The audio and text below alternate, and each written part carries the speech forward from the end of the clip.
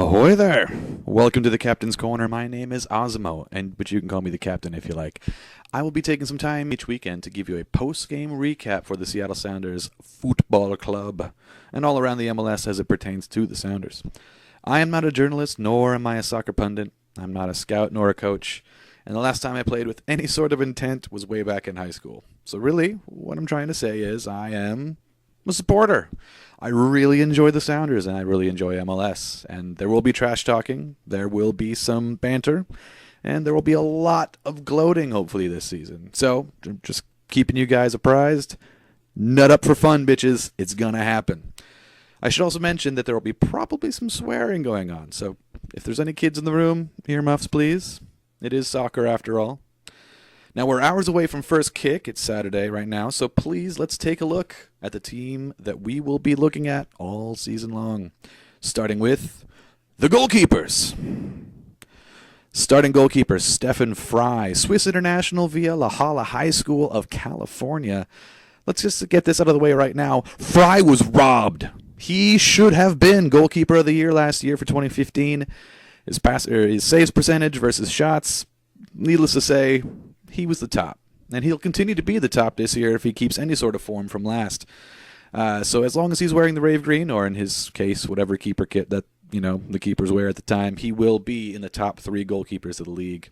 Charlie Lyon and Tyler Miller will be backing him up and competing for that spot on the bench at 22 and 23 and 6'2 and 6'4 respectively. We've got some big dudes waiting in the wings just in case Fry needs to take a day off.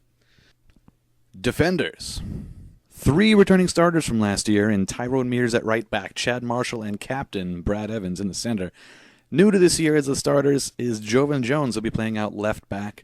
We got him in a trade from Chicago. Jovan is 22, very fast, and looked to be pretty active in the offense there for being a left back, so we have a lot to look forward to from him. Unfortunately, the defensive side, we're just not sure where he's going to be on that one. He is young, lots of upside, but there may be some learning curve on the left. We'll see how that rolls from there. Speaking of age, though, all the rest of our starters in the defense are 30 or older, which is, a little bit aged for some soccer players there. And with age comes an increased likelihood of injury. Speaking of injuries, center back Roman Torres is still recovering from a knee injury from last season. The good news is he's recovering way ahead of schedule and might be back as early as May. So hopefully we'll see the big man back very soon. O'Neal Fisher and Dylan Remick shared left-back duties last year, but will likely be backing up both Mears and Jovan Jones this year on the bench. Mr. Sounders Zach Scott is back for another year. He'll be turning 36 this year and still looks better than me on most days. No, what am I kidding? Every day. He's got abs for days. He's an amazing athlete, and we couldn't ask for a better Sounders representative than Zach Scott. Zach Scott is the kind of guy you don't expect until he's cleaned your clock with a less than perfect sliding tackle, or maybe if he appears above your head or for a headed clearance, you're just not expecting to see them there. You're like, what is this old man doing on the field? Why did they let him here? What's going on? And when I say 36, that's not keeper years. That's full-on 36 years old. Michael Nelson and Tony Alfaro may join the team. They're yet unsigned, but they are still on the list as far as today. Midfielders. The formation change from 4-4-2 to 4-4-3 means that the midfield will have a little different look this year. Ozzy Alonso is back to strike fear in the hearts of the opposing teams and lust into the hearts of everyone else. Swedish taco enthusiast Erik Freeberg is back, and Austrian free kick god Andreas Evenschitz, that's right, Evenschitz, rounds out the likely starting top or mid 3 there. Look for Eric and Andreas to stay out wide, and Ozzy destroys the middle and looks to pass to the wings or up to Clint Dempsey and make some work there. Rounding out the mids, we have homegrown player Aaron Kovar, Generation Adidas product Christian Roldan, MLS passport stamp champion Nate Sturgis, who is back for his second go with the Sounders, and the better of the brothers Farfan, Michael. He just came from wherever he was hanging out, Mexico, Philadelphia, basically the same thing. We also have 2 unsigned mids in Emir Alehadzik and Zach Mathers. They may or may not be joining the team depending on if they get signed on. Expect Roldan to take a step up this season. He's been apprenticing in honey badgering under Ozzy and will likely be the first sub in many of the matches this year. He's been last year he had a lot of time as a sub, did very well for himself, showed well. Just needs to continue to gain confidence and maybe a little bit of size, to be honest. He could use just a little bit more of that Ozzy muscle, get you out of the way situation there. Some seems to think that he might be starting soon enough, and it's not a bad shout. He is a talented mid. Forwards. Again, the switch to 4-4-3 means a new look for the 2016 forwards. Likely starters are designated player Clint Dempsey, who you may have heard of, DP Nelson Valdez, who you also may have heard of, and some guy right out of college. I got to check the name here. It's a Joran, something like that. Jordo Norwich? No, it's Jordan something. I'm sure he'll be shit. I'm just kidding. It's Jordan Morris. After a scare with Werder Bremen, GM Garth Lagerwey offering literally all the money we have, the Sounders have secured the services of one U.S. international and Stanford almost grad, Jordan Morris. This pack of three is the most dangerous set of forwards in the league, at least on paper. They haven't had much time in preseason to play with each other, so we may have to settle in for mistakes just before we start rocking in. But once they have this thing clicking, I can only imagine the amazing interplay between Morris, Valdez, and Dempsey.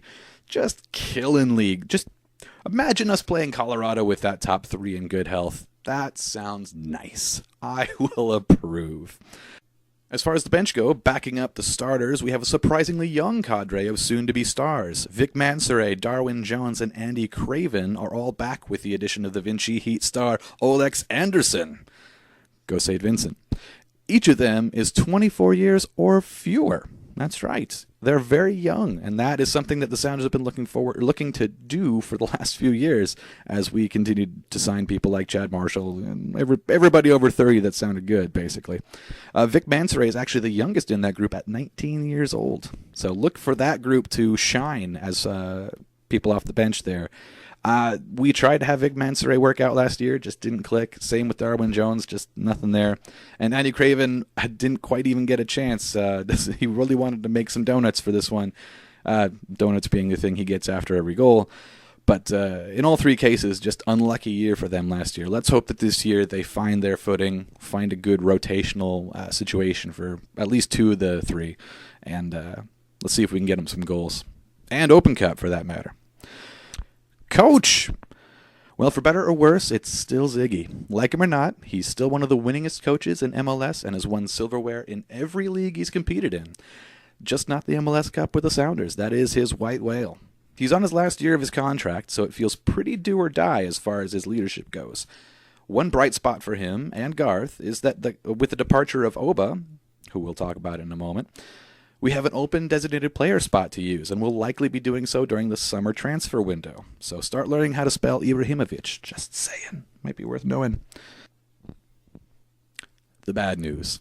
I've skipped a few names here on purpose. After pressing max bet on our MLS Cup bid last year, we were forced to drop some friendly faces during the offseason.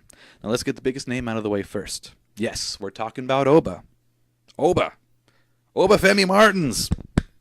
He's got one of those super-sized contracts to play in China and will be wrecking fools for at least 9 months. Seriously, he left us for a 9-month payday in Shanghai. And you know what? It's basically what he did when he bought his way out of Levante to come play for us. So in the end, we probably should have expected something like this was going to happen. No hard feelings, Oba. You're still one of the top scorers the MLS Sounders has ever seen, and we hope our Rave Green jersey makes a great addition to your chair collection. Lamar Nagel didn't leave the same way. After a drop in play and a tough scoring drought last season, he plies his trade in the other Washington with DC United. As a fellow 253, I hope I'm the very best, and really, DC could probably use the help. And they're in the East, so fuck them, who cares? Gonzalo Pineda retired from playing and can now be seen on the Univision broadcast team as the MLS and Liga MX expert. So good for Gonzo. Marco Papa got fucking stabbed by Miss Washington. I swear to God, that's a true sentence. There's nothing wrong with that sentence.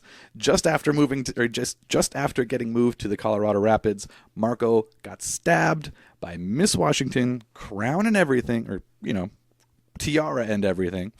The details were kept to themselves, and no charges were filed, but that was definitely one of the more interesting off-season stories regarding the Sounders. Next game. First game of the season is at home versus Sporting. Used to be Wizards, but now they kind of play sports. Kansas City. Seattle's tradition of late-game wins versus Sporting has been absent over the last few years, but it will be in our minds if we ever find ourselves late in the game, behind one goal. Somehow Mauro Rosales is rolling around on the field, throwing stuff into the goal box, ready for us to just tap it in the 94th minute. It usually happens. It's kind of one of those things. As for Sporting, they come off an undefeated preseason, which just means that they didn't get invited to CCL. We did. Not that that went super well for us, but point is, we were there, you weren't. You didn't show up to the dance, we got there. Last year saw 2 draws and a 1-0 loss for Sporting in regular season play. The Sounders came into this game on a 5-game undefeated streak at home versus Sporting Kansas City. But stats aside, this is the first game of the season and probably won't be a great showing for either team. Look for Sidney Leroux's partner Dom Dwyer to be a scoring threat for the U.S. and look for the U.S. men's national team reject Benny Feilhaber to be passing well and making dangerous runs. As for the Sounders, look for Clint Dempsey and Jordan Morris to do some awesome shit. Prediction. 2-1 Sounders. I think Morris and Dempsey are probably going to both get something in, and maybe Dwyer puts one back for Sporting Kansas City. I feel like that's a fair prediction. And that's it. If you liked it, keep watching every week. Maybe even subscribe so you can get notified about when the next show is out. Also, if you wanted to share the show on social media, you have my absolute full permission, and I would hope that you do so. Just in ending, Duwamish sown, Seattle grown, we sit atop an emerald throne. Kings of Cascadia from here to infinity. Thanks for watching.